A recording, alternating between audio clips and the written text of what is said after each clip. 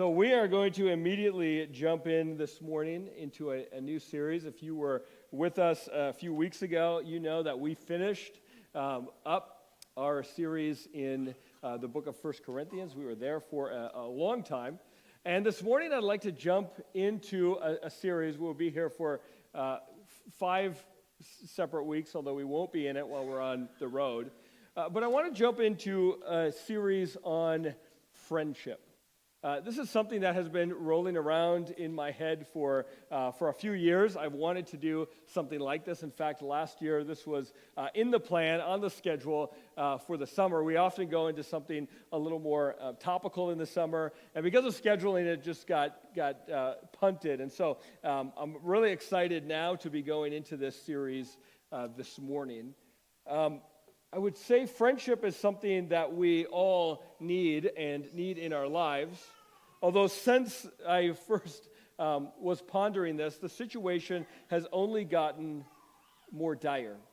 I don't want to put too fine a point on this, but just to give you one example, and by the way, there's tons of them in statistics and other places we're seeing this in our society today. But this fall, Harvard Graduate School has a Making Caring Common project who did a survey, and they released in their statistics, among other things, they found that a quarter of adults answer in surveys, 1/4, so 1 in 4 adults, say that they are frequently or always lonely. A survey looked into the epidemic of loneliness. Older adults, this was surprising to them, surprising to me. I don't know what you think about this. But older adults, so those over 65, are less lonely. About 10% say that they are frequently or always lonely. And those numbers grow as you go down in those age brackets. So younger people, by and large, are more and more lonely. Although the most lonely category is actually my generation, 30 to 44 year olds, almost 30%, so almost 1 in 3, say they are frequently or always lonely. Among the reasons that they give are technology and the role it plays in our lives, and insufficient time with family, but also, keep in mind, this is Harvard, no quote, I'm quoting now, no religious or spiritual life, too much focus on one's own feelings and what's going on in my life, and the changing nature of work. Over 50% of people responded one of those options. And by the way, loneliness is not the same thing as social isolation. Both of them are issues, but they're not one-on-one related. What that means is that you can be around people. In fact, you can be around people often and still be lonely. You probably know this in your own life. I think this sometimes of the church. We can go to church on a Sunday morning. That doesn't mean we're connected through relationships with those people. And because the church is a body of people, that's what the definition is, that's a problem. And so even if you don't feel isolated, you might find yourself feeling lonely. And so this morning I want to take a 5-week journey through what the Bible teaches us about friendship. And so I'm calling this series, as you see on the screen behind me, Better Together, a subtitle, Pursuing Friendship in All Areas of Life. And so over the course of these 5 weeks, I want to talk about friendship in a couple aspects. One, I want to talk about what it looks like inside the church. So Christian fellowship. It's a great opportunity as we're doing Better Together Bingo and thinking about relationships in the church. What does it look like to have not just acquaintances, not just people we sit by, but people who are our friends? I also want to talk about what this looks like outside the church. So in our communities, maybe it's someone who you work with, maybe someone you have is a neighbor. I think sometimes we make one of two mistakes easily. Either all of our friendships are outside the church, and though we might be a part of a church, we don't have good, solid Christian friendships. Or we could fall in the opposite category, where we spend most of our time with people who have the same beliefs as us, but we don't really have friendship outside of the church. And as we're going to see this morning especially, Jesus had both of those kind of relationships. Jesus very obviously had friends in his inner circle, we'll call his disciples followers of his, and in his kind of church, so to speak, and outside. I thought I had this thought a few weeks ago that Better Together Bingo, if we do this next year or in a few years, I'd love to do an outreach edition where we're thinking about doing these things, not just with people inside the church, but what would it look like for me to do these things, people outside the church, people who are maybe close to me, but far from God. What does that look like?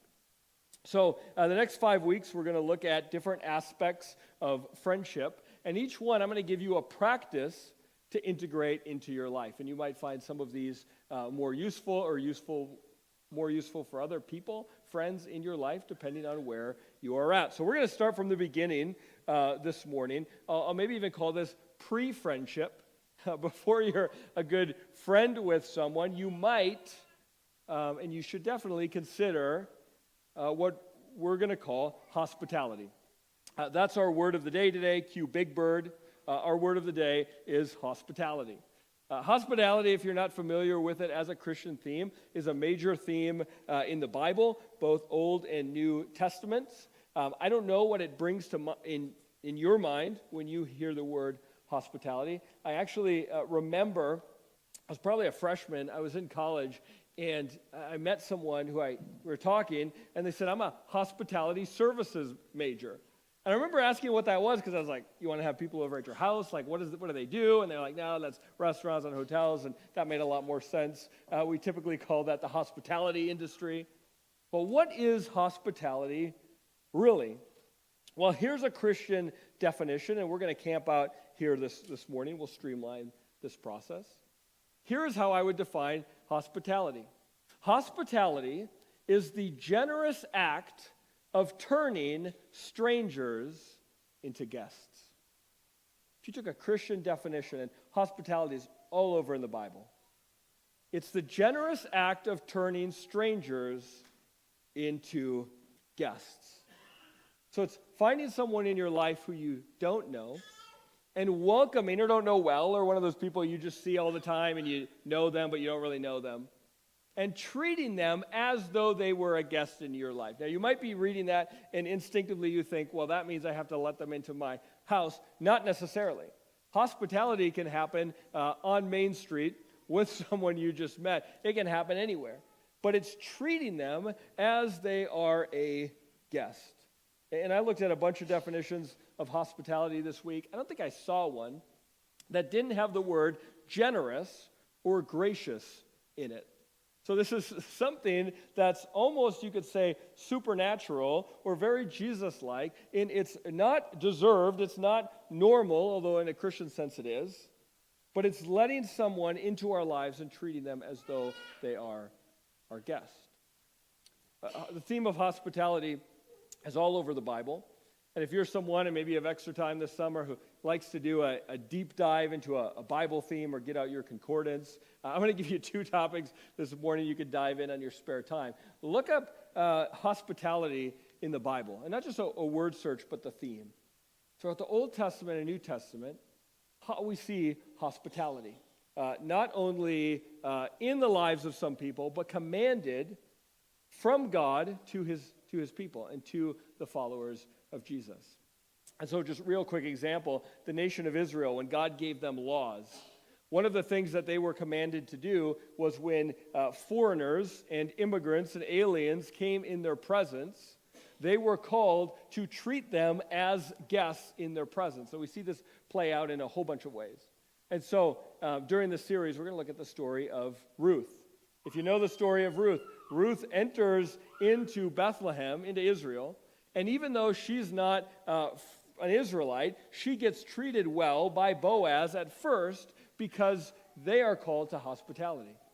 We also see hospitality, we'll get here by the end of our time together, in most New Testament letters. So Paul commands us to hospitality. Peter, John, the author of Hebrews, whoever it is, we don't know. They were all telling us to be hospitable. And of all the people who show hospitality, guess who was the best at it? Shocker, Jesus. So I want to look at this morning. Bible's open, if they're not already open. Matthew chapter 11. And we're going to spend a lot of our time just in one sentence this morning, one verse. Verse 19, it's actually somebody else's judgment of Jesus, or a general understanding of what Jesus was doing. But there's a whole lot of good information. And I just love this. I think we learn a lot about Jesus through somebody else labeling Jesus. And so just to give you real quick, the wider context, Jesus in this story, you might know this, it's okay if you don't, Jesus is approached by some disciples of John, not his own, John the Baptist, not his own disciples. And they're asking him who he is. Here's the main thing you need to know. Jesus wasn't meeting expectations. This is throughout Jesus' life. He never met people's expectations. He wasn't doing what they thought he should be doing. And so John, who's in prison, actually sends his disciples over there to double check that Jesus is the one. And Jesus talks during this, and he kind of explains what he's doing.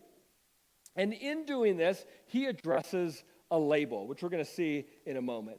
But I want you to understand that Jesus is taking what other people think of him, and he's going to not deny it, but accept it, but explain it in his own terms. You probably know what it's like to be labeled in life. And though sometimes we like to push back against labels, sometimes the best thing we can do is accept them. In our family, we follow a lot of women's basketball. And there was a story a couple weeks ago where one of the players in the WNBA, who's quite popular, her name's Angel Reese, she is known for being a fantastic rebounder, but not a great shooter. And so she gets a lot of criticism. And so trolls online were using this title, this nickname to describe her, and the nickname was Me-Bounds. Because instead of rebounds, she gets her own rebounds, Me-Bounds. And so they were using this nasty title. And within like a day, she had heard people call her this. She went and trademarked the name, printed it on T-shirts, sold them in a store, and then went on an amazing scoring tear. And I just thought, what a boss move that is, right? Sometimes you just have to embrace that label. You just have to redefine it, and you just have to live that out. So that's what the early Christians did. If you've ever heard the title Jesus Freak, I don't know if DC Talk was the first people to do this, but it was something that was just embraced. You want to call me a Jesus Freak? Fine.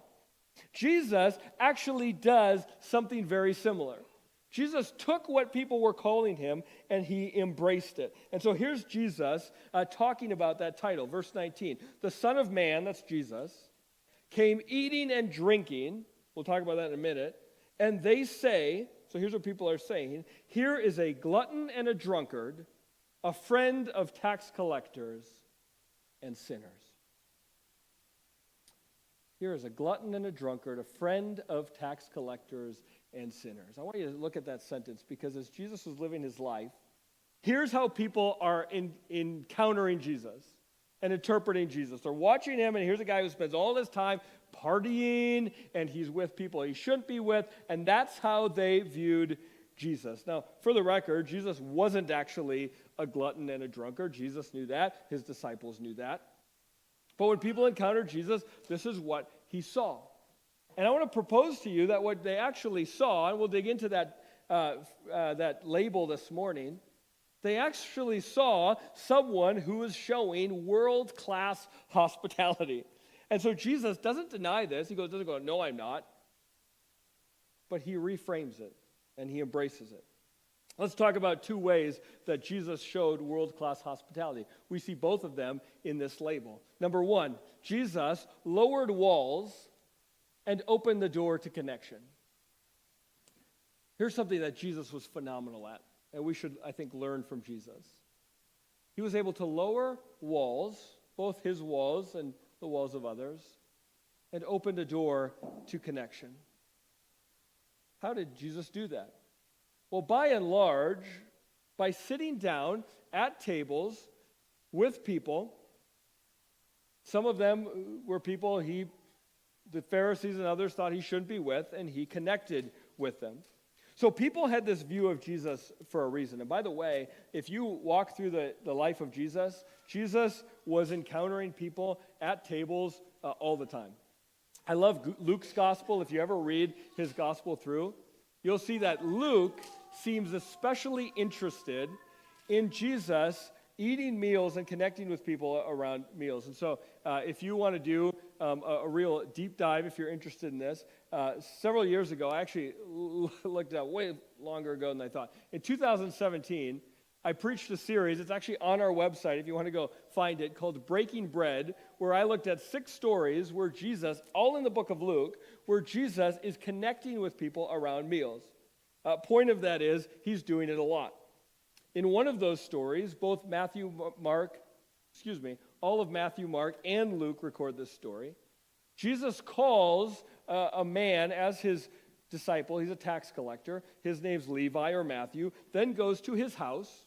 And then he's with a whole bunch of Matthew's friends. Most of them are tax collectors. And they're spending time together, and he's connecting with them around the table. He's getting judged for this, but it's an amazing, amazing story. I've often wondered, Jesus is there with people who are far from God. What is that conversation like?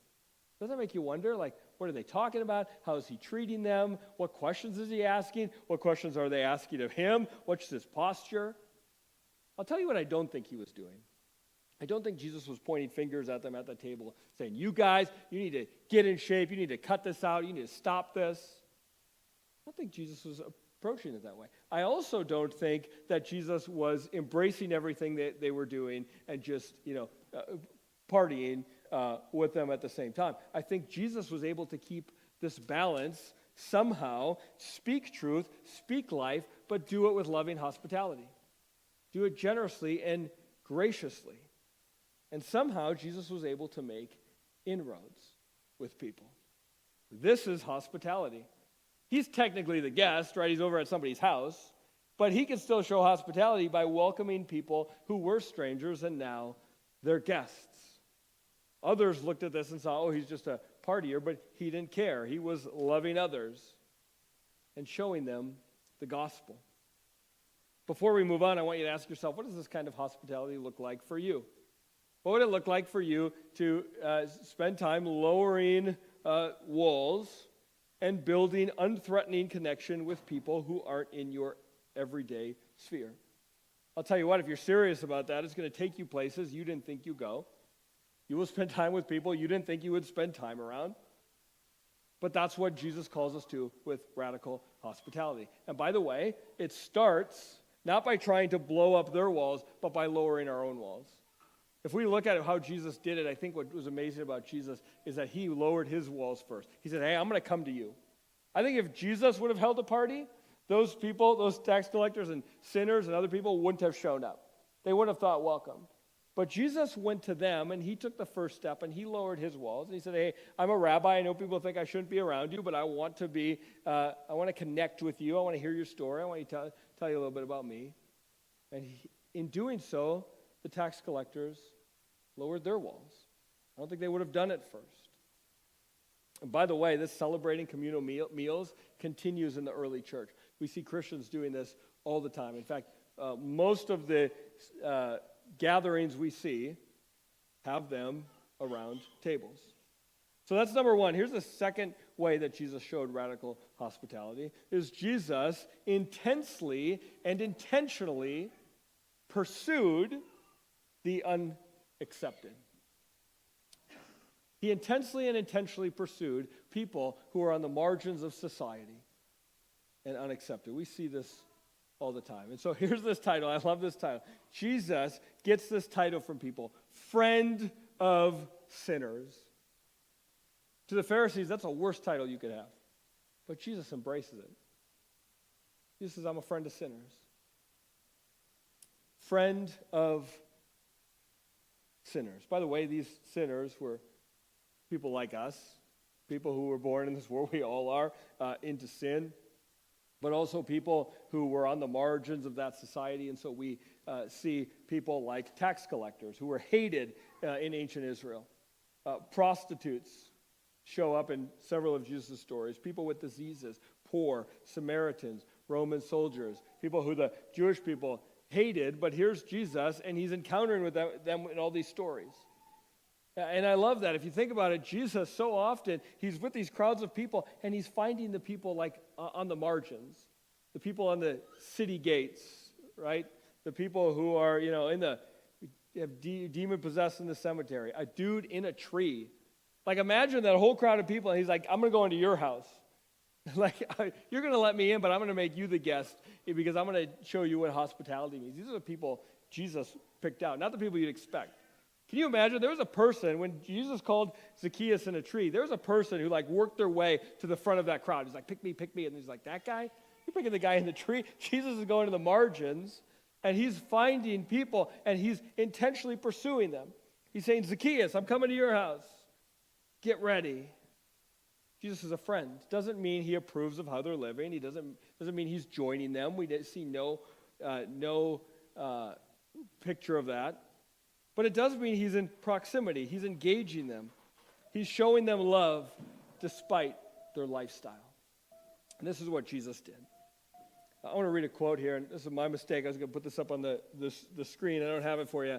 I forgot. But here's a quote by a New Testament scholar named Craig Blomberg, and he writes this about Jesus. So here's the picture of Jesus we get in the New Testament. He writes, Jesus regularly associates with the various sorts of sinners on whom the most pious in his culture frowned.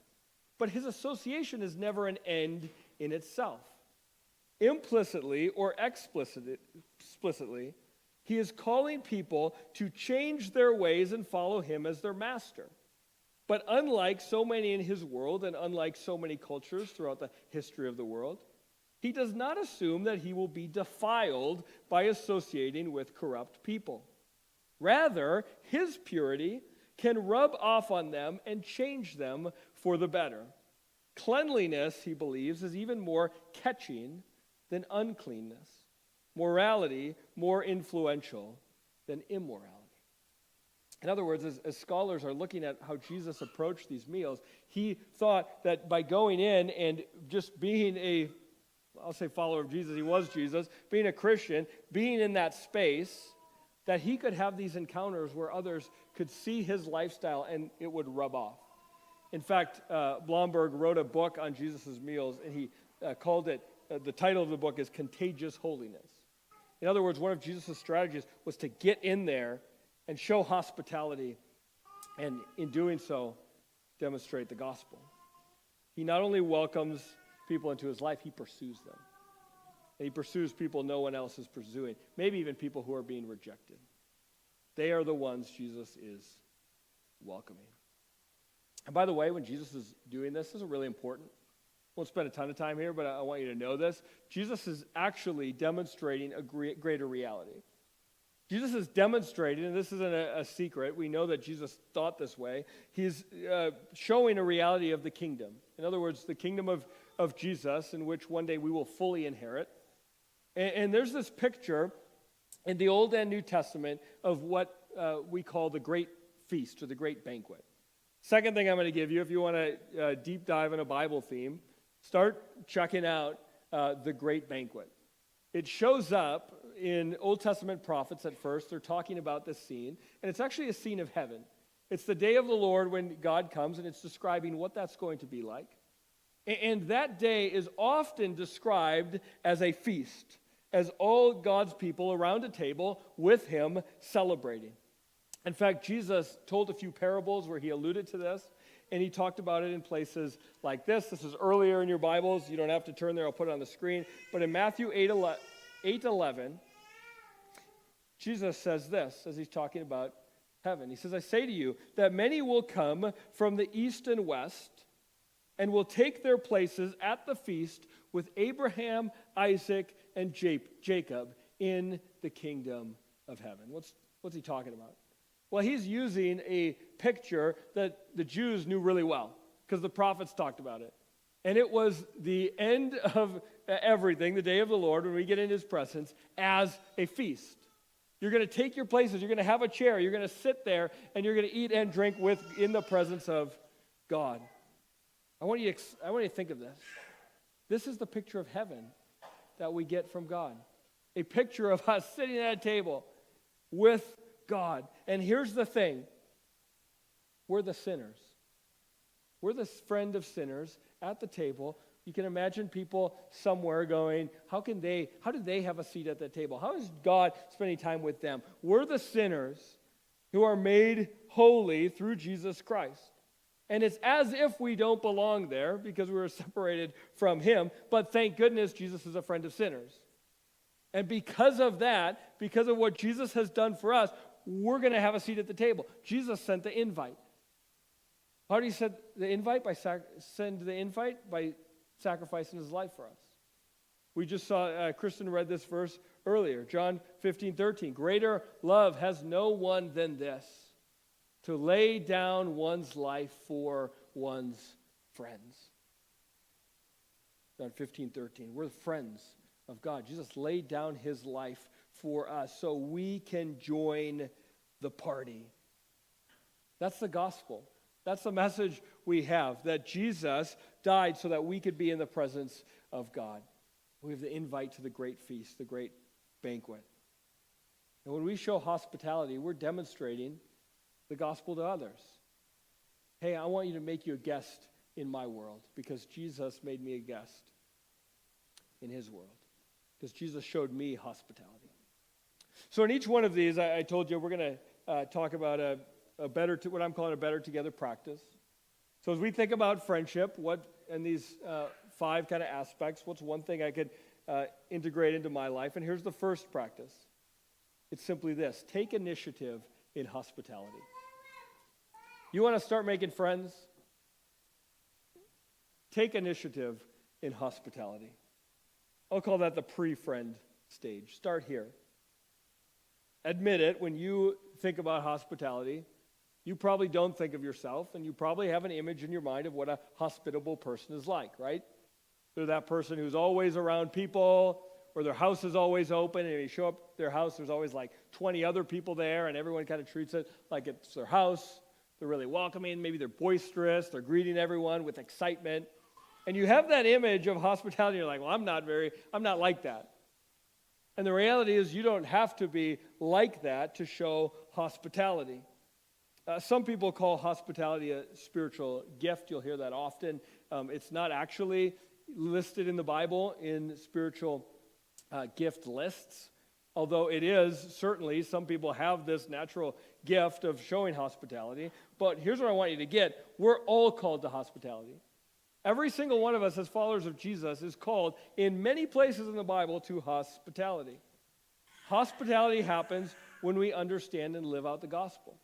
And actually, if you look at lists in the New Testament of the qualifications of elders, so there's 2 places where Paul gives us what elders should look like.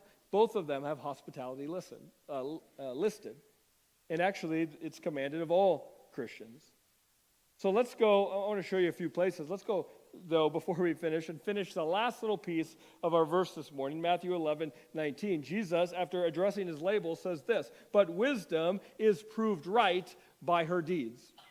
So after addressing this, what's Jesus saying? Jesus is saying your life, what you believe is going to be, your wisdom is going to be shown by how you live.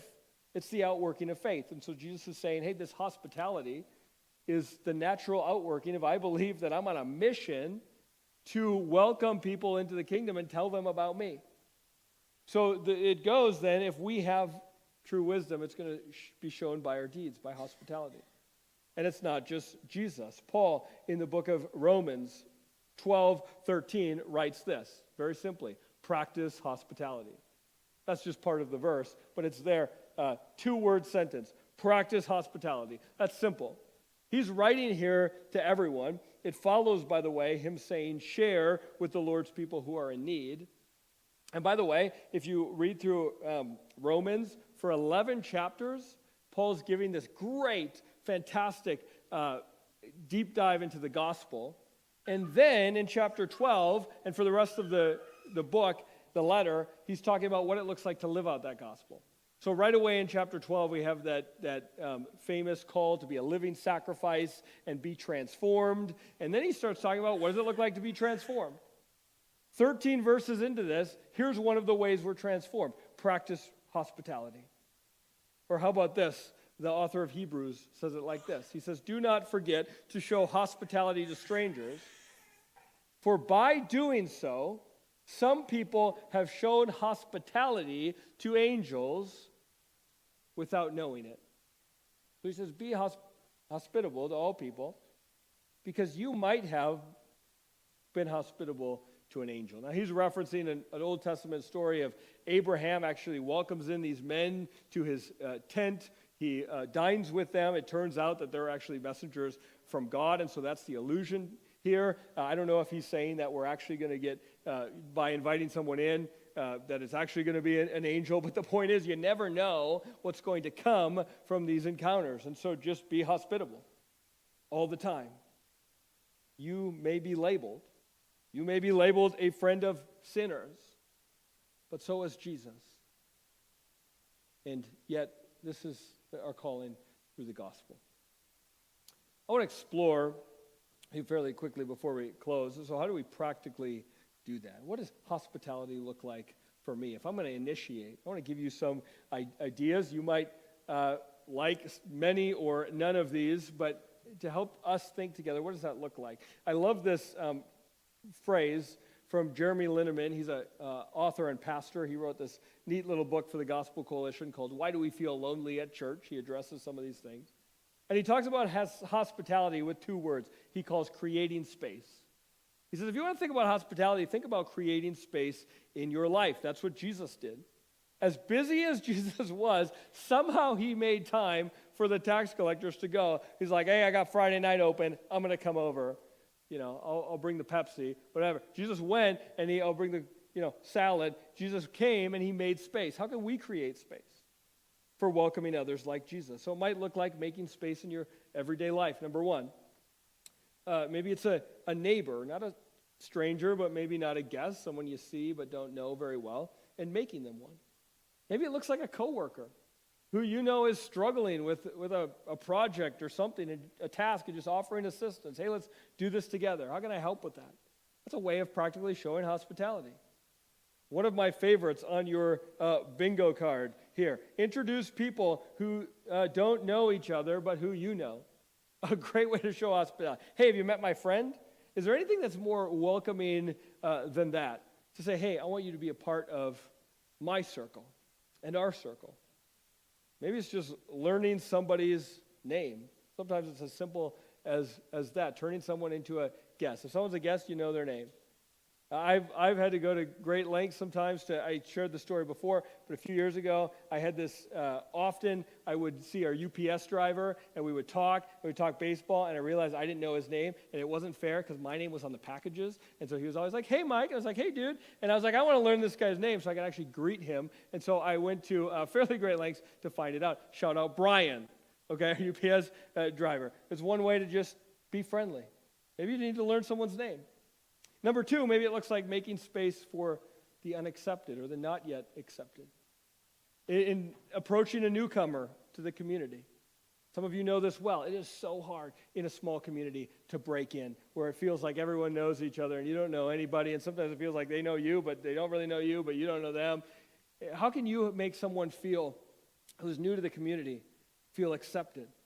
And this is really helpful just to kind of show them the ropes. Hey, you might not know this, but here's this thing we do, or here's what you should do here. If you are a student, what would it look like to show hospitality to someone in the lunchroom? Invite someone to the table who you might not normally invite and let them in. Invite someone to church. Make them your guest on a Sunday morning. That leads to number three, make space on Sunday mornings. Here we go. You probably know what's coming. What does it look like for me to take time to make space? Create space on a Sunday morning. Use time to intentionally connect with a few, and not just the same ones, although it's fun to see old friends, but someone maybe you've seen around, but you don't know them well, or you don't know their name. It shouldn't just be the welcome team being welcoming on Sunday morning. By the way, if you are on welcome team, that's exactly what you're doing. You're showing hospitality.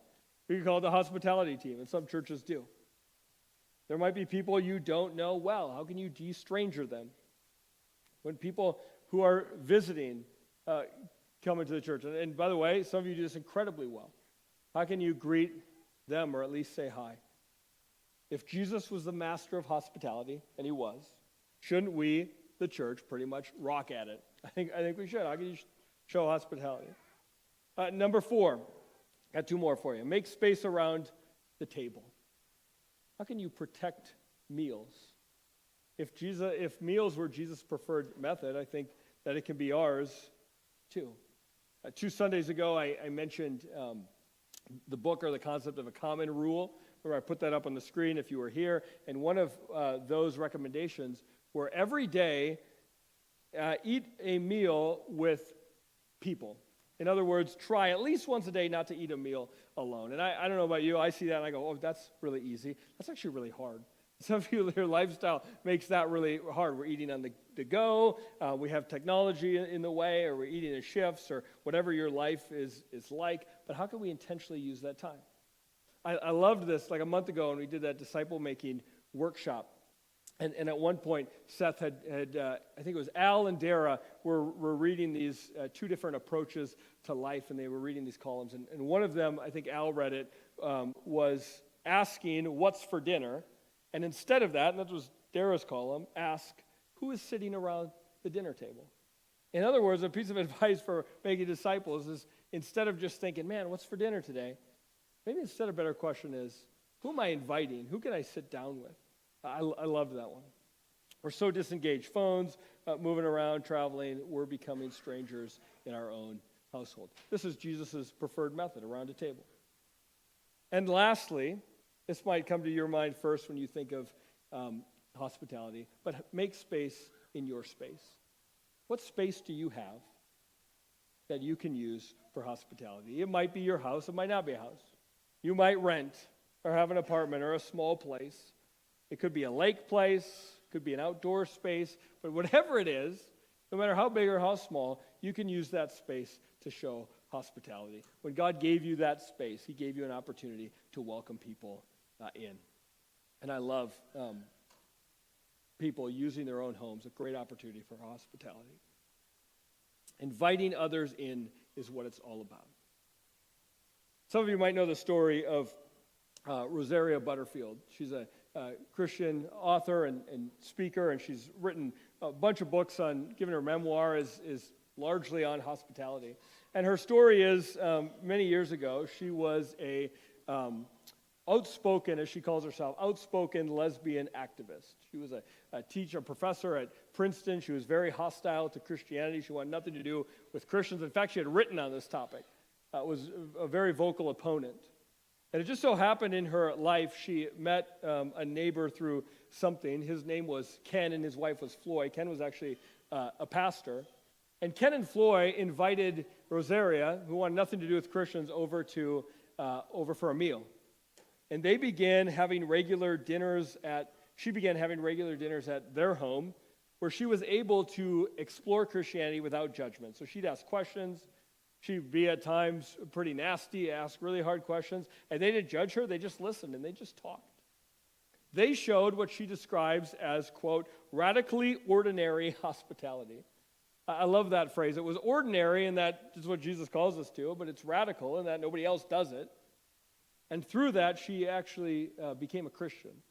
Today, she's a huge proponent of Christianity. And she wrote a memoir in 2018, I think, called The Gospel Comes with a House Key. I love that title. And it was her memoir, but she was talking about hospitality, and she puts it, it's an intentional part, even the title you see, of the gospel. If we understand the gospel, it comes with a house key. We're welcoming people in because that's what Jesus did for us. It is an essential part of being a Christian. Hospitality isn't for a select few people, although some might be more gifted at it, more obviously better at it. We're all called to it. It's for Christians. And in a way, you're demonstrating the gospel when you welcome people in and treat them as guests. You're demonstrating the gospel and you're acting like Jesus. We're going to do our own demonstration together in a minute. But before we do that, I'd like to pray. Will you bow with me? Father, I just thank you this morning that you are a God of hospitality. Even in the Old Testament, the Israelites were called to reflect hospitality and welcome in strangers because that's what you do. You are always welcoming strangers into our lives, into your table. one day as we're going to be in your presence, it's described as this huge table with all these seats. And because of Jesus, we can be there. And so, Lord, I thank you for that hospitality. I thank you that because of that characteristic, we have any chance of being in your presence one day. So thanks for loving us. Thanks for showing us that hospitality. And I pray, Lord, that you would make us people who are hospitable, who take strangers around us and turn them into guests in our lives, guests in the church, guests in your kingdom. Lord, teach us more and more what that is about. And I pray as we go through this series on friendship that you would start stirring people in our heart. And maybe even this morning, there's that person who comes to mind who's a kind of a stranger. Maybe we know a little bit about them but have never talked to them or never welcomed them in. I pray, Lord, that anyone here who has that nudging would have the strength from you to follow through on that and begin wrestling with what that means. And I pray that prayerfully, Lord, you would begin putting ways on their minds and our minds that we can show hospitality. So, Lord, I thank you for who you are, and I pray that we would reflect that as your people. In your Son's name we pray. Amen.